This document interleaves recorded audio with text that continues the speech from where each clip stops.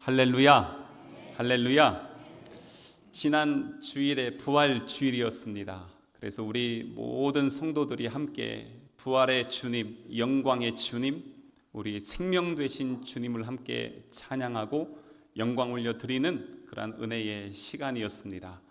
그리고 나서 연합 예배와 또 블레싱 서산을 통해서 이 서산 지역의 모든 교회들이 함께 마음을 모아서 연합 전도하는 시간을 가졌습니다. 참 많이 수고하셨고요. 저희 교회만 해도 보니까 물티슈를 3,000개 이상 나눴더라고요. 그렇게 하면서 서산 지역에 함께 복음을 전하고 또 생명의 씨앗을 뿌렸는데, 지난 한 주간 어떠셨어요? 부활의 주님, 생명의 주님, 구원의 주님, 지금도 여전히 우리 안에 뜨거운 은혜와 감격으로 함께하고 계십니까? 늘 그 주님과 동행하는 우리 성남 가족 되시기를 주님의 이름으로 축복합니다. 오늘 다시 사도행전에 있는 말씀으로 돌아왔습니다. 사도행전 16장이죠. 15장의 마지막에 보면 이 바울과 바나바가 이제 다시 우리 선교 나가자. 그래서 둘이 거기에는 동의했습니다. 그런데 갑자기 바울과 바나바가 심히 다투었죠. 그 이유는 마가를 데리고 가느냐 마느냐의 문제를 가지고 바나바는 데리고 가자, 그리고 바울은 안 된다, 의견의 차이가 있었는데 이것이 합의가 되지 못했습니다. 결국에는 이 바울과 바나바가 따로 선교를 가게 되었고요. 바나바는 마가를 데리고 바나바의 고향인 구브로 지역으로 가서 선교를 하게 됩니다. 그리고 또한 이제 바울은 그 예루살렘에서 총회가 있었고요. 그 총회의 문건을 안디옥 교회로 가지고 갔던 사람 중에 실라라는 사람이 있습니다. 이 실라와 함께 안디옥 교회에 파송을 받아서 이제는 선교팀을 꾸려서 나아가게 되었습니다. 이러면서 이제 나아가게 되는데, 앞으로 이 16장부터 사도행전 마지막 28장까지는 이제 더 이상 바나바나 주변 사람들은 거의 나오지 않고요. 이제 바울의 전도 사역들이 계속해서 나오는 것을 볼 수가 있습니다. 바울의 지금 16장이 2차 전도 여행이고요. 그 다음에 3차 한 번이 더 있고, 예루살렘으로 돌아오는 과정과 그 다음에 거기에서 잡혀서 로마로 죄수로 끌려가는 그 과정들까지 이제는 사도행전 말씀을 통해서 계속해서 우리가 함께 나누려고 합니다. 계속 선교 이야기이지만 선교 이야기를 보면 우리의 삶에, 우리의 신앙의 이야기, 우리의 가정의 이야기, 많은 그러한 이야기들이 다 함께 녹아져 있는 것을 볼 수가 있습니다. 그러니까 신앙과 선교, 전도는 분리되는 것이 아니라 신앙인의 삶이라면 당연히 그렇게 되어진다는 것을 앞으로 이 말씀들을 통해서 우리는 함께 나누게 될 것입니다. 바울과 실라는 안디옥 교회에 파송을 받아서 제일 먼저 간 데가 어디냐면 바울의 고향인 다소입니다. 내륙 지역을 쭉 지나서 이제는 튀르키예 지역으로 가면은 바울의 고향인 다소가 나오게 되죠. 자기의 고향에서 익숙한 곳에서 이제 선교 사역을 하면서 은혜의 역사들을 이루게 되고요. 그 다음에 오늘 우리가 읽은 본문 1절에 있는 말씀을 보시면 거기에서 더베와 루스드라에도 이름에 이렇게 나와 있습니다. 더베는 어디냐면 1차 전도 여행할 때 마지막 종착지였고 반환점이었습니다. 그래서 그 지역을 다시 들어가게 되었습니다. 그 들어간 이유가 무엇이었을까요? 거기에 있을 때 이 바울이 이야기한 게 있습니다. 하나님 나라에 들어가려면 많은 환난을 겪어야 된다. 그러므로 믿음으로 우리가 굳건하게 세워져야 됩니다 하는 그러한 복음을 전했습니다. 근데 여기까지 가는 과정이 결코 쉽지는 않습니다. 왜냐하면 전에 바울이 너무 아팠을 때 그 죽을 고비를 넘기면서 넘었던 산맥, 타우르스 산맥을 건너야 되는 것이거든요. 근데 여기를 또 다시 건너서 이 복음이 필요한 곳에 가서 하나님의 복음을 증거했던 것입니다. 근데 1절에 보면은 더베, 그 다음에 두 번째 어디입니까? 루스드라라는 곳으로 갔습니다. 이 루스드라라는 곳은 어딘지 혹시 기억나세요? 여기에서는 두 가지 사건이 있었습니다. 하나는 뭐냐면 이 바울과 바나바가 거기에서 복음을 전하는데 안진뱅이가 있었고요. 이 안진뱅이를 예수 그리스도의 이름으로 치료합니다. 놀라운 역사를 경험했던 이 루스드라 지역에 있는 사람들이 이 바나바를 제우스라, 그리고 이 바울을 헤르메스라 해가지고 거기에서 제사를 지낸다고 난리가 났었습니다. 그때 이 바울과 바나바가 옷을 찢으면서 했던 얘기가 우리도 당신들과 똑같은 사람이다, 제발 그러지 마라, 이렇게 했던 사건 하나 하고요. 그 다음에는 이제 저 멀리 지역에서 유대인들이 와가지고 사람들을 선동해서 바울과 바나바를 핍박했는데 특별히 바울에게 돌을 던져서 바울이 이제 죽었습니다. 사람들이 죽은 줄 알고 이 바울을 갖다가 들고 성 밖에다가 버리죠. 이러한 역사가 있었던 곳이 바로 이 루스드라였습니다. 근데 여기에서 참 귀한 사람을 만나게 됩니다. 여러분 같으면 루스드라 들어가고 싶었겠어요? 과거에 자기에게 돌 던진 사람들 다 죽고 또는 이사 갔을까요? 그러지 않습니다. 여기에는 여전히 그 사람들이 남아 있습니다. 그럼에도 이 바울이 거기에 들어간 것은 그 안에 뿌렸던 복음이 있었고 그 복음의 열매가 어떻게 되었는지 다시 하나님의 나라의 사명을 감당하고자 들어간 것이죠. 근데 여기에서 오늘 1절에 있는 말씀에 보면 거기 디모데라 하는 제자가 있으니 하면서 여기에서 디모데를 만나게 됩니다. 그러면서 이 디모데를 만나게 되고, 여러분들 그 성경에 보면은 디모데 전후서 있죠? 이 디모데 전후서가 바로 이 디모데에게 보내는 편지입니다. 여기에서 처음으로 디모데를 만나게 됐고, 그리고 나서 제자로 삼게 되고, 그러면서 함께 선교 여행에 동역을 하게 됩니다. 그러면서 아주 많은 역사들이 있었는데 바울에게 있어서는 결혼은 하지 않았지만 자기의 영적 아들, 바로 그 사람이 디모데였습니다. 그래서 고린도전서 4장 17절에 보면 이렇게 기록을 하고 있어요. 중간에만 보면 내가 주 안에서 내 사랑하고 신실한 아들 디모데를 너희에게 보내었으니, 그러니까 고린도 교회에 담임 목사로 디모데를 보내는 겁니다. 믿고 맡길 만한 사람이었고요. 소개를 할 때 뭐라고 하냐면 내 사랑하는 아들이라고 합니다.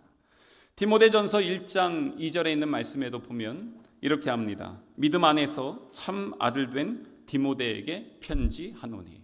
뭐냐면 정말 믿음 안에서 내 아들이다, 내가 결혼은 하지 않았지만 당신은 내 아들이다 라고 이렇게 고백할 만큼 너무나도 좋은 그러한 관계였습니다.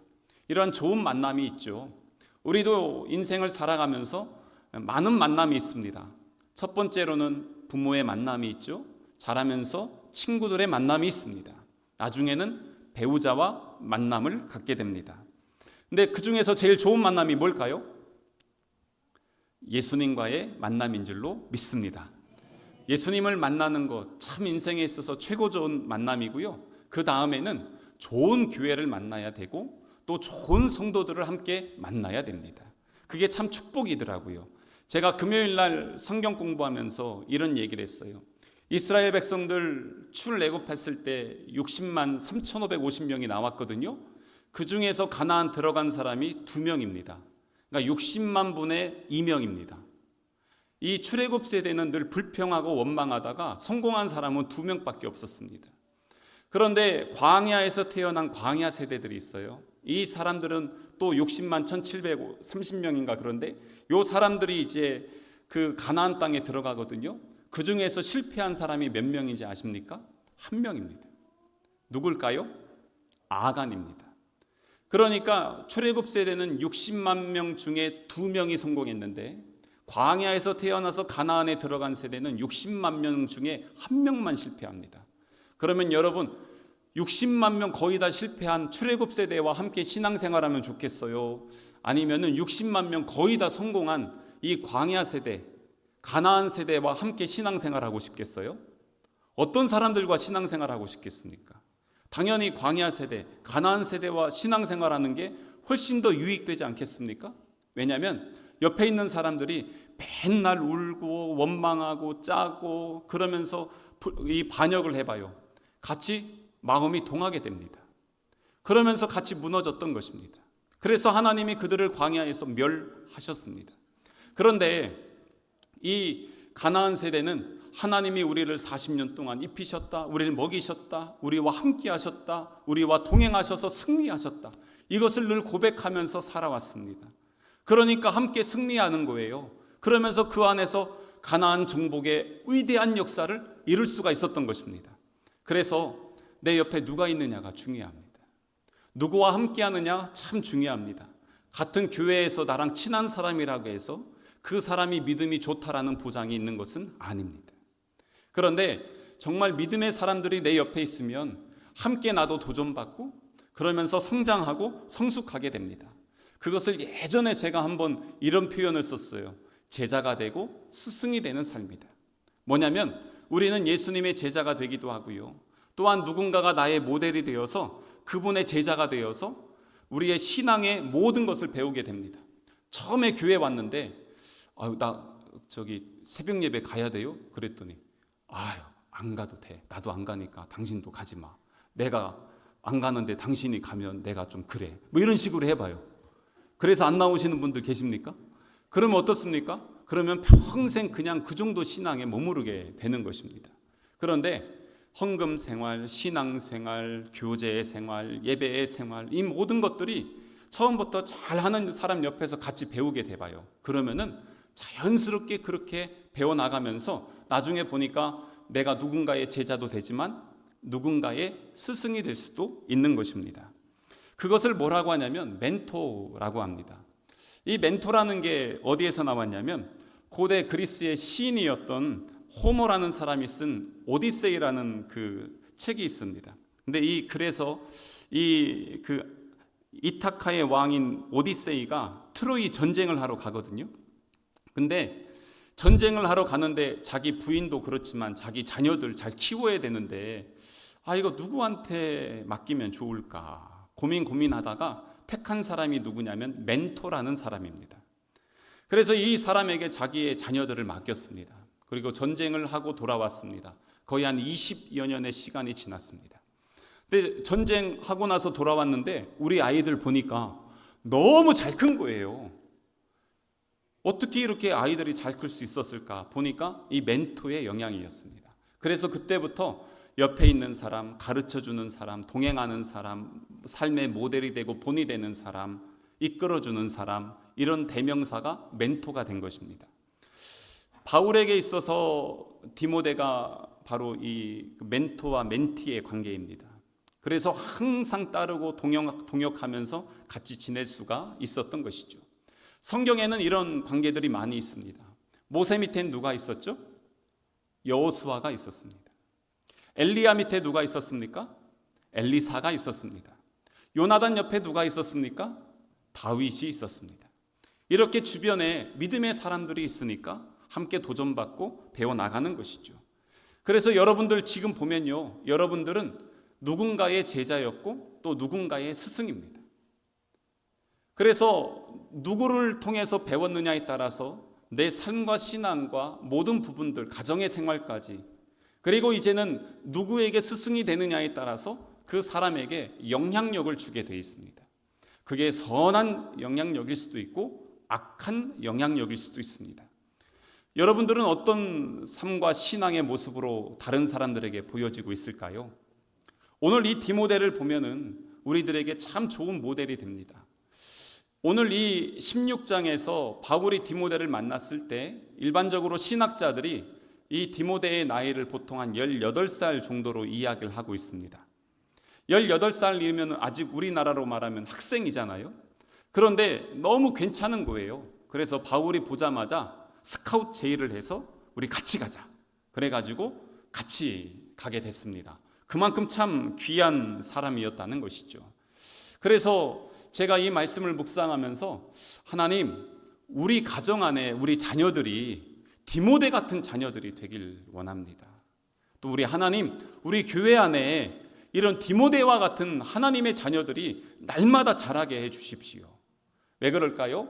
오늘 디모데의 한번 그 신앙과 삶을 한번 살펴보겠습니다. 디모데 디모데서의 그 1장 4절에 보면은요, 뭐라고 돼 있냐면 내 눈물을 생각하여 너 보기를 원함은 이라고 이렇게 나와 있습니다. 맨날 눈물을 흘리며 기도하고 간구했던 디모데의 모습을 볼 수가 있죠. 그건 뭐냐면 디모데는 감성이 좀 풍부한 그러한 사람이었습니다. 게다가 병이 좀 있었어요. 위장병도 있고 연약해서 약을 좀 잘 써라 이렇게 합니다. 디모데전서 5장 23절에 있는 말씀에 보면 이제부터는 물만 마시지 말고 내 위장과 자주 나는 병을 위하여는 포도주를 조금씩 쓰라. 그러니까 맨날 아픈 사람입니다. 감정적이고 아픈 사람, 연약한 그런 사람. 근데 어떻게 이러한 사람이 바울과 같은 진취적이고 뒤를 돌아보지 않고 나아가는 그러한 사람과 이렇게 평생 동역을 할 수 있었을까라는 것입니다. 오늘 본문의 말씀을 좀 더 깊이 보겠습니다. 1절을 다시 한번 보면 바울이 더베와 루스드라에도 이름에 거기 디모데라 하는 무엇이 있습니까? 제자가 있습니다. 그러니까 디모데는 이미 바울을 만났을 때 제자였다는 것입니다. 어떻게 그가 이 제자라고 이렇게 쓰임받을 수 있었을까? 제자라는 것은요, 예수님의 12 제자이기도 하지만 사도행전에서는 예수님을 믿는 사람들을 제자라고 이야기합니다. 제자라는 건 스승이 있죠. 바로 예수님이 스승이시고 또한 제자들은 또 누군가에게 스승이 되어서 또 바울도 누군가에게 스승이 되어서 많은 제자들이 그리스도인들이 있었다는 것을 말씀해 주고 있는 것입니다. 근데 이렇게 어떻게 예수님을 만나게 되었을까? 5년 전에 바울이 이 루스드라 지역에 들어가서 복음을 전했습니다. 그때에 많은 사람들이 예수님을 믿었습니다. 바울이 안진뱅이를 일으켰던 기적을 그는 옆에서 듣고 보았고요.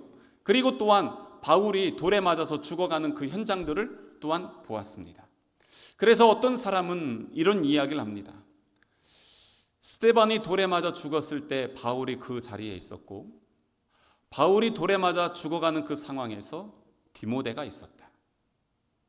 바로 그래서 그 현장에서 디모데는 믿는 삶이라는 것은 고난이 있고 때로는 죽을 수도 있구나 라는 것을 보긴 했지만 그 안에 예수 그리스도의 생명, 복음이 들어오기 시작하면서부터 그는 그 안에서 계속해서 시간이 지났잖아요. 그 교회에 목사님이 있습니까? 무엇이 있습니까? 루스드라 지역에 환난과 핍박만 있었는데 그 안에서도 5년 동안 예수님의 제자로 잘 자라났던 것을 볼 수가 있습니다.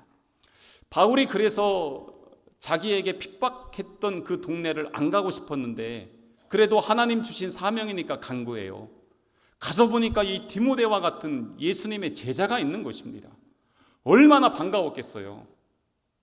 그래서 만나서 보니까 진짜 괜찮은 청년이었어요. 우리 같이 하나님 나라에 복음 전하는 사명 동역하자. 그래서 스카웃해서 데리고 가는 것입니다. 좀 기왕이면 이런 사람이면 얼마나 좋습니까? 나 좀 같이 가주세요 그러는데 오지 마. 이러는 것보다 같이 하고 싶은 사람, 동역하고 싶은 사람 얼마나 참 귀하겠어요? 근데 어떻게 이 젊은 청년이 이렇게 귀하게 잘 자랄 수가 있었을까? 1절에 보면은 그 어머니는 믿는 유대 여자요 아버지는 헬라인이라 라고 이렇게 나와 있습니다. 이스라엘 사람들은요 선민의식이 있습니다. 선민의식이라는 건 뭐냐면 하나님께서 우리를 택하여 주셔서 우리는 거룩한 백성이라는 것이에요. 자기들은 거룩한데 다른 말로 하면 다른 사람들은 부정하다는 것입니다. 그래서 이 유대인들은요 항상 다른 사람들을 차별합니다. 그런데 디모데의 엄마가 유대인이에요. 그래서 그 어머니는 믿는 유대 여자요. 근데 언제 믿었을까? 바로 5년 전에 바울이 루스드라에 와서 복음을 전할 때 이 엄마 유니게가 복음을 들었던 것입니다. 그런데 이 엄마가요 유대인인데 누구랑 결혼했냐면 바로 이방인들. 그때 당시 유대인들은 이방인을 어떻게 보냐면 지옥의 불쏘시개, 더러운 족속 이렇게 보는데 이방인과 결혼을 했습니다. 그래서 같이 살면서 자녀를 낳은 것이 디모데입니다. 그런데 아빠는 성경에 나오지 않아요. 일찍 죽었어요. 그래서 이 디모데는 홀 어머니 밑에서 자라게 됩니다. 근데 그 할머니도 있습니다. 그 할머니가 누구냐면 로이스입니다. 근데 이 로이스 입장에서 한번 보세요. 할머니가 자기 딸이 기왕이면 같은 동족인 유대인과 결혼해서 율법을 잘 지키면서 하나님 섬기면서 살면 좋겠다 하는 그 기대감 있지 않겠어요? 여러분들 자녀가 잘 되면 좋겠죠. 결혼도 잘하면 좋겠죠. 아니 그런데 이방인과 결혼한 거예요. 그런데 또 이 사위가 금방 죽었어요. 그래서 자기 딸이 과부가 됐습니다. 이런 허망한 상황이 있나? 그런데 그리고 나서 복음을 들었단 말이에요. 이야, 이 복음이 정말 은혜구나, 능력이구나. 그러면서 이제 자녀를 위해서 얼마나 간절히 기도했겠습니까?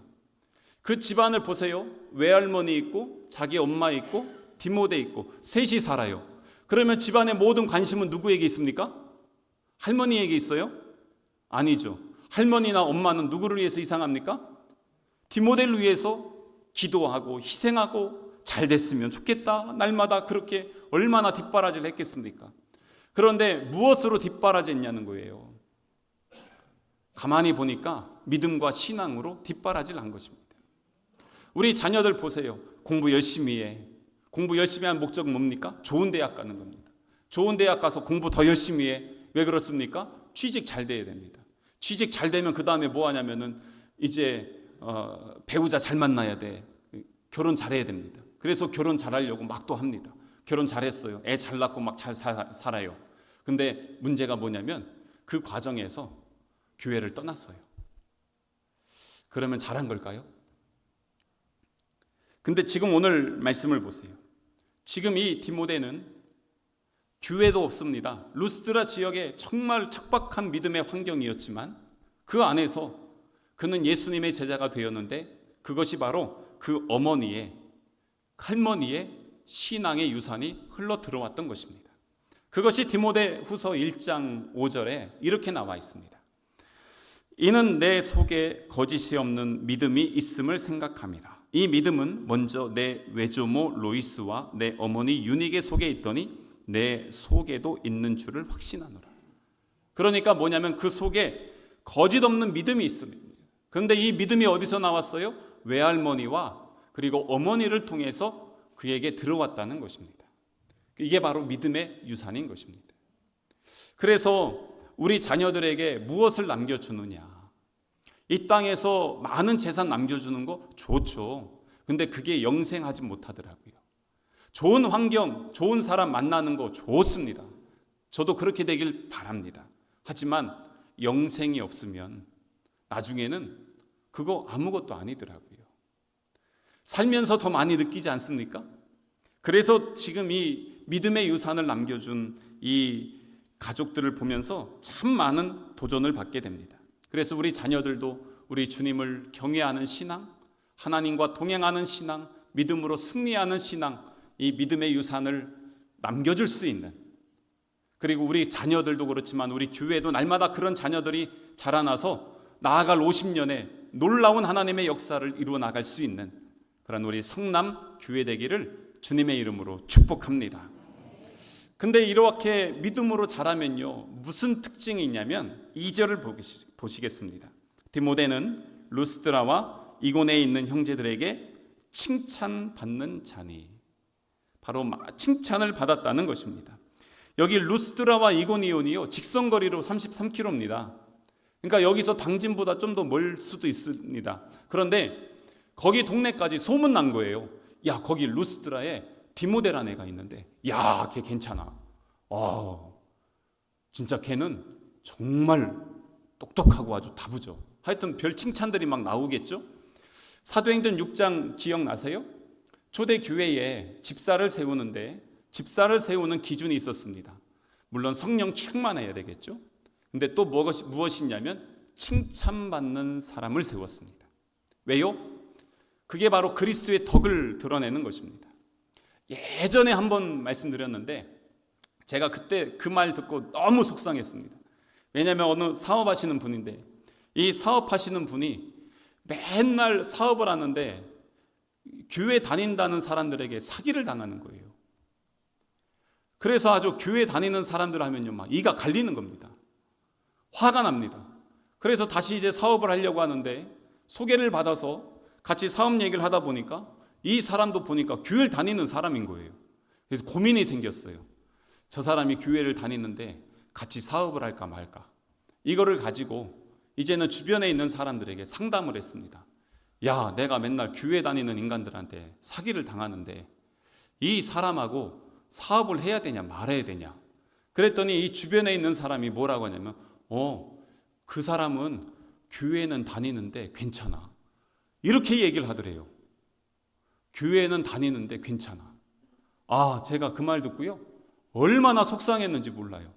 아니, 교회는 뭐고 그리스도인은 뭐길래 그런 얘기들이 나오냐는 것입니다. 그러니까 겉으로 볼 때는 사랑합니다, 축복합니다, 당신이 더 행복했으면 좋겠습니다, 이러고서 뒤에 가서는요 뒷담화하고 원망하고 호박씨 까고 맨날, 그러니까 그게 자연스럽게 주변 사람들이 보니까 그게 보이는 거예요. 그러니까 그런 얘기 나오지 않겠어요? 그런데 이 디모데가 칭찬받는 것입니다. 어떤 칭찬이겠습니까? 부모로부터 받은 믿음이 있습니다. 기도하는 생활, 말씀을 붙드는 생활, 은혜의 생활이 있습니다. 그리고 보통 칭찬하려면 칭찬할 만한 뭔가가 있어야 될 거 아니겠어요? 칭찬할 것도 없는데 아주 칭찬할 거 찾으려면 엄청 힘들어요. 그렇잖아요? 그럴 때 뭡니까? 아부하려고 그러는 거잖아요. 근데 자연스럽게 칭찬 나오는 사람들 있잖아요. 그게 디모데였다는 것입니다. 그의 삶도 그렇고 신앙도 그렇고 인격이 그렇습니다. 근데 이것을 제가 한번 이렇게 묵상하면서 보니까 이게 기준이 뭐였을까? 그냥 신학적으로 하면 율법이고 은혜다. 한번 이렇게 정리를 좀 해봤어요. 왜냐하면 이 엄마와 할머니 그리고 이 디모데는요, 바울을 통해서 예수님을 만나기 전에는 율법 중심적인 삶을 살았습니다. 근데 예수님을 만나고 나서부터는 예수님 안에서 은혜의 삶을 살게 됐습니다. 율법적인 삶과 율법적인 신앙은 무엇입니까? 율법적인 성도는요, 내가 열심히 하지 않으면 죄진 것 같아요. 그리고 다른 사람이 열심히 안 하면요, 용납이 안 돼요. 실수하잖아요. 그러면 죄요. 율법으로 잘했냐, 나쁘냐, 선이냐, 악이냐, 그러면서 판단하고 그걸 또 마음속에 담아놓기가 너무 힘들어요. 그게 어떻게 하냐면 가서 솔직하게 이야기를 해줘야 내 속이 편해요. 그러니까 너는 왜 그렇게 했냐 이러면서 막 지적질한단 말이죠. 그러니까 선민의식은요, 나는 거룩한데 다른 사람은 더러운 거예요. 평생 그 기준으로 살았기 때문에 이게 그런 사람 옆에 있으면 어떻습니까? 은혜가 돼요? 그러지 않잖아요. 주변에 사람이 있어요? 찾아보니까 안 보이는 거예요. 그런 다음에 예수님을 만났어요. 은혜의 삶입니다. 예수님은 사랑이시더라고요. 아낌없이 자기의 것을 내어놨어요. 바울을 통해서 보니까 그가 매맞아 죽으면서 그때까지도 예수님을 부르짖고 붙잡고 다시 일어나서 복음을 전하는 삶을 보니까 저기에 생명이 있구나. 그래서 그를 통해서 예수님을 만났는데 예수님은 부활하셨고 생명이시고 능력이시고 영원한 소망이시더라. 그것을 만난 거예요. 그래서 삶이 바뀌는 겁니다. 그래서 예수님을 만나면 변하는 것입니다. 예수님을 만나면 내 인격이 바뀌어요. 성질은 안 바뀌는데요, 기질은 안 바뀌는데 이 바뀌어요. 바꿔주셔요. 그걸 뭐라고 하냐면 성장과 성숙이라고 합니다. 예수 믿고 10년, 20년 됐는데 여전히 변화되지 않아요. 그러면 오늘 이 시간에 한번 점검해 봐야 돼요.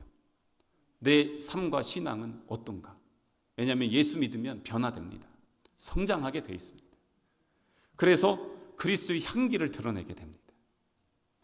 직장에서 있는데 직장에서 전도하려고 했어요. 지난주에 우리 나가서 전도하자고 하는 것처럼 직장 가서 그 지난주에 계란 1000개 만들었거든요. 봉지에다 다 해서 1000개 갖다가 직장에도 나눠드린 분들 계시잖아요. 나눠드렸더니 갑자기 한 직원이 교회 다녔어요? 이래봐요. 아이고, 난 당신이 교회 다니면 난 안 다녀. 이래봐요. 만약에 그럼 어떻겠습니까? 사실 쪽팔리잖아요. 그런데 왜 그런 얘기 나옵니까? 평소에 내 삶이 드러나는 것입니다. 그러니까 신앙인의 삶은 항상 그렇습니다. 여러분들 차에 우리 교회 성도들은 대부분 당신이 더 행복했으면 좋겠습니다 붙여 있거든요. 저한테 와서 이런 분들 계십니다. 목사님 그거 붙이고 나서요, 교통법규 위반하려면 뒤가 아주 따끔따끔합니다. 막 이런 얘기를 하십니다. 그렇잖아요? 왜 그렇습니까? 그걸 붙여놓으니까 예전에는 그냥 막 다니던 길이 예사롭지 않은 겁니다. 뒤에서 사람들이 누가 볼까 안 볼까 그러면서 눈치를 보게 됩니다. 근데 그러면서 뭐가 바뀝니까? 삶이 바뀌는 거예요. 은혜의 삶으로 바뀌는 것입니다. 그러면서 함께하는 것입니다. 게다가 이 디모데는요, 나중에 바울이 필요한 곳에 항상 쓰임 받습니다. 그러니까 칭찬받는 거예요.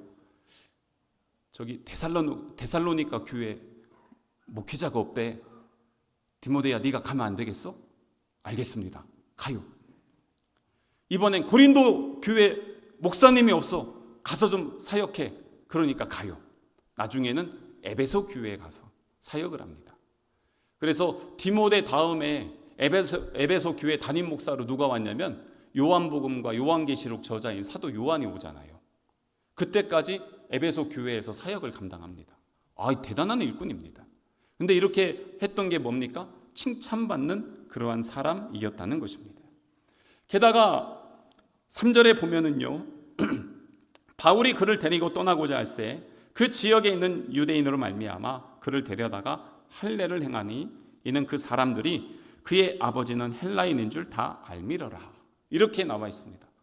갑자기 이제 스카우트 제의를 해서 오케이 저도 가겠습니다 가려고 했더니 바울이 갑자기 디모데야 근데 저기 할례 좀 받자 그러는 겁니다. 그러니까 또 받아요.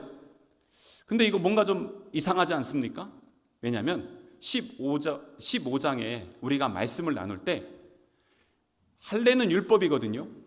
근데 더 이상 이방인은 율법을 지키지 않아도 된다. 할례를 행하지 않아도 된다. 예수 그리스도를 믿는 믿음으로 말미암아 구원 받는다라고 예루살렘 총회에서 확증을 했습니다. 그러니까 디모데는 할례 받지 않아도 되고 율법에 매여 있지 않아도 돼요. 근데 갑자기 그것을 주도했던 바울이 디모데야 할례 좀 받자. 이게 말이 됩니까? 앞뒤가 안 맞아요. 근데 또 할례를 받아요. 왜 그랬을까? 3절의 말씀을 자세히 보면 유대인으로 말미암아 그랬다는 것입니다. 앞으로 가는 데마다 유대인이 있어요. 유대인들은요, 율법을 지켜야 돼요. 그렇기 때문에 그게 엄청난 중요한 기준입니다. 근데 이 디모데가 엄마는 유대인이니까 자기도 혈통상 유대인인데 할례를 안 받았어요. 이런 사람을 인정하지 않는 거예요. 그러니까 바울이 할례를 받자. 그러니까 유대인들을 전도하기 위해서 그들에게 내가 하나님의 복음을 전하는데 내 육신의 이 연약함이 하나님의 복음에 걸림돌이 되지 않게 하기 위해서 기꺼이 할례를 받았던 것입니다. 그래서 어떻게 됩니까? 하나님 나라의 복음에 자기의 삶을 들여서 하나님의 디딤돌이 된 것입니다. 그것이 바로 디모데의 헌신이었던 것입니다. 이렇게 하면서 그는요, 자기의 삶을 하나님 앞에 드리는데 아깝다 하지 않았던 것이에요. 기쁨으로 헌신했습니다. 이렇게 하면서 이 디모데와 함께 바울이 동역하면서 어떻게 됐습니까? 5절에 있는 말씀 보세요. 이에 여러 교회가 믿음이 더 굳건해지고 수가 날마다 늘어가니라. 아멘. 그렇습니다. 너무 좋았어요. 이런 사람과 함께 동역하니까 그 안에서 하나님이 역사하기 시작합니다. 교회 수가 날마다 도하여지고 그리고 성도들이 날마다 구원받는 자들이 더 일어나는 것입니다. 만약에 디모데가 바울을 만나지 않았다면 그냥 루스드라 총구석에서 그냥 살다가 죽을 인생이 디모데였습니다. 근데 그가 예수님 만나고 변화되고 바울과 동역하게 되면서 하나님 나라의 귀한 일꾼이 되어서 성경에 그 이름 딴 게 2개나 있잖아요. 디모데 전후서. 참 멋지지 않습니까? 우리에게도 이런 귀한 만남을 우리 하나님께서 허락해 주셨습니다. 부모와 자녀, 그리고 우리 함께 동역하면서 신앙생활하는 우리 믿음의 가족들. 그래서 우리 안에서도 우리 하나님께서 기뻐하시는 은혜의 만남, 성도의 충만한 교제가 날마다 있기를 원합니다. 그래서 소망하기는 우리 가정 안에 자녀들이 이런 디모데 같이 믿음으로 잘 자라는 하나님의 자녀들, 또한 우리 교회가 앞으로 나아갈 50년을 위해서 준비하는데 바로 이러한 자녀를 키워서 하나님의 거룩한 역사를 계속해서 이루어 나가는 그러한 교회, 그래서 하나님의 일하심을 날마다 경험하고 주 안에서 교제의 열매를 맺혀 나갈 수 있는 그러한 우리 성남교회, 우리 성남 가족 되시기를 주님의 이름으로 축복합니다.